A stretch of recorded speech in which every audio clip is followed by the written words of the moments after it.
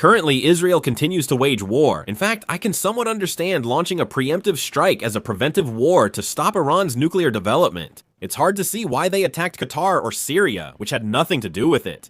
On top of that, as Israel keeps showing signs of escalating the war, public opinion has turned against them. Today, let's take a closer look at this issue. Let's get right into it. As you all know, Israel has carried out massive attacks on Middle Eastern countries in recent years. Let's focus specifically on this latest Middle East war. In fact, even as the US and Israel have continued the war, the US has actually tried to control the level of escalation to some extent in order to prevent the conflict from spreading further. For example, they tried not to attack Iran's energy facilities or refineries in the early stages, and they controlled the level of their attacks. Israel disregarded this and launched large attacks on Iran, targeting energy and refinery facilities and provoking more escalation. In particular, they carried out airstrikes that killed all the moderates in Iran who advocated for negotiations, making it seem as if they were helping the hardliners take power.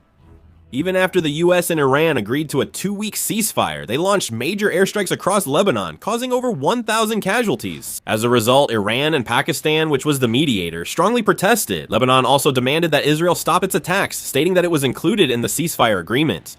However, the attacks persisted, and only 12 hours after the Strait of Hormuz reopened, it was closed again. This shows Israel's ongoing intent to wage war. Some people believe that during war, everything must be destroyed without mercy.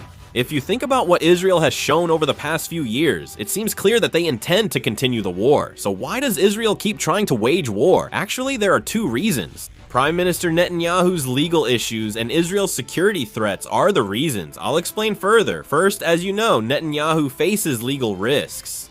Ongoing news reports continue, and after a US-Iran ceasefire, the Jerusalem District Court announced on April 9th that emergency measures had been lifted, judicial procedures had returned to normal, and Prime Minister Netanyahu's trial would resume. Prime Minister Netanyahu's trial itself was suspended on February 28th after the outbreak of the Middle East war. At that time, the Israeli government implemented emergency measures, closing schools and workplaces. The operation of the courts also came to a halt. However, the only way to keep postponing the trial is to keep the war going. Currently, Prime Minister Netanyahu is facing 3 charges. 2 of them are allegations that he made deals with Israeli media companies to obtain favorable coverage for himself. The remaining charge is about receiving expensive gifts worth about 380 million won from a billionaire. He has also been indicted for accepting high-priced items such as cigars, champagne, and jewelry as gifts. However, these cases were indicted in November 2019. But now it's 2026. There's been a delay of as much as 7 years. But each time they tried to hold the trial, a war broke out. Prime Minister Netanyahu postponed it, citing his duties and the security situation. Despite repeated delays, there's still no conclusion. Prime Minister Netanyahu has denied all charges, saying that this trial itself is politically motivated. In fact, it has also been confirmed that during the recent Middle East war, Prime Minister Netanyahu persuaded President Trump to start the war. Prime Minister Netanyahu repeatedly tries to start wars, causing growing anxiety that Israel could break the fragile ceasefire again. Israel's repeated hardline military actions can't be explained just by Benjamin Netanyahu's personal choices. This view is common across the Israeli political sphere. It's an instinctive survival fear, the idea that if we don't strike first, we'll be attacked. This isn't just political rhetoric, it's shaped by real history.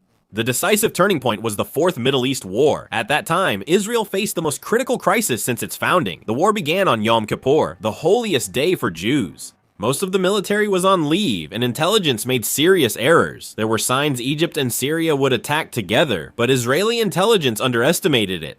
Thus, at the war's start, Israel was caught off guard and its front lines collapsed, especially on the southern front, which was a complete shock. The Egyptian army crossed the Suez Canal and launched operations that defied previous predictions. Israel's Bar-Lev line, once seen as impregnable, was breached. The Egyptian army used high-pressure water cannons to quickly collapse the sand embankments, breaking through the defensive line in hours. This scene was a symbolic event marking the collapse of the Israeli military myth. The situation was also serious in the air. The Israeli Air Force had maintained absolute superiority in the Middle East until then. However, Egypt had established a dense Soviet-made surface-to-air missile defense network. Israeli fighter jets encountered a much stronger air defense network than anticipated, losing almost 10% of their total strength in one day. The losses were so severe they threatened the war effort. Israel then mobilized all reserves and got US military support to launch a successful counterattack. They surrounded the Egyptian army in Sinai and reversed the situation on the Golan Heights, turning the war's tide. As a result, the war ended in a military victory for Israel, but the shock experienced during the process meant more than simple victory or defeat. This experience fundamentally changed Israel's military strategy.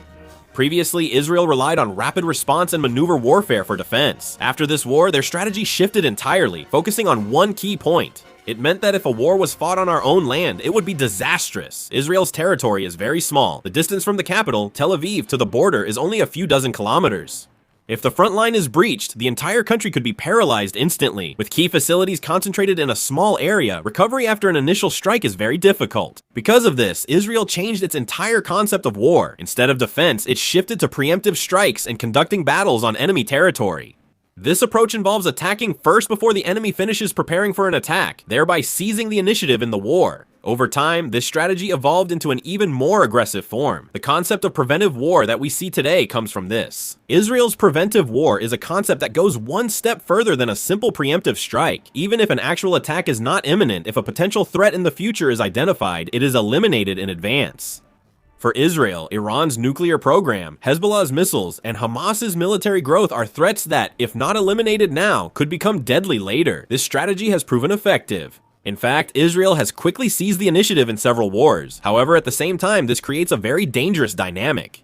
Repeated attacks to eliminate threats increase hostility from neighboring countries, creating a cycle of stronger retaliation and resulting in the current situation. Why does the United States let Israel push it around like this? Most people likely know the answer. The Jewish community has the most influence in the US. Support for Israel has long been a bipartisan consensus in the United States.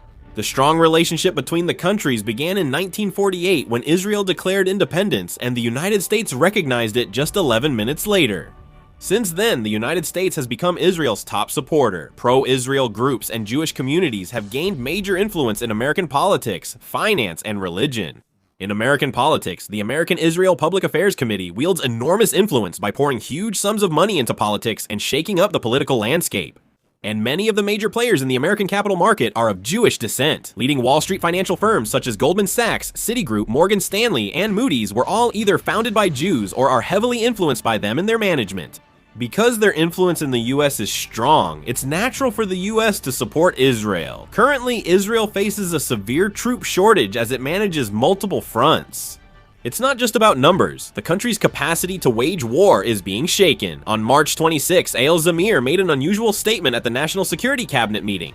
He warned that the Israeli military is displaying 10 warning signs before self-destruction. It's rare for military leaders to say this publicly, showing how serious the situation is.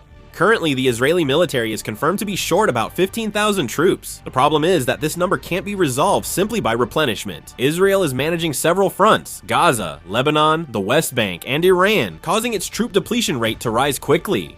Additionally, fatigue from prolonged fighting and rising casualties are reducing available forces, forcing Israel to depend on reservist mobilization. However, even this system is nearing its limit. Repeated reservist call-ups are disrupting society. Workers face threatened livelihoods from extended military service, with some even being fired after returning. For companies, the loss of skilled workers is causing productivity to drop sharply. As a result, economic losses are snowballing. Despite this, Israel shows no signs of stopping the war. This is due to a combination of the security strategy I mentioned earlier, political calculations, and historical trauma. On top of that, the influence of the Haredi community has also been growing recently. They typically favor a hardline stance over compromise on security. If this persists, Israel's military actions will likely become deeply entrenched and hard to halt. Internally, the military and economy face pressure, while externally, the front lines keep expanding. It is still difficult for anyone to predict when this balance will collapse and how far the impact will spread.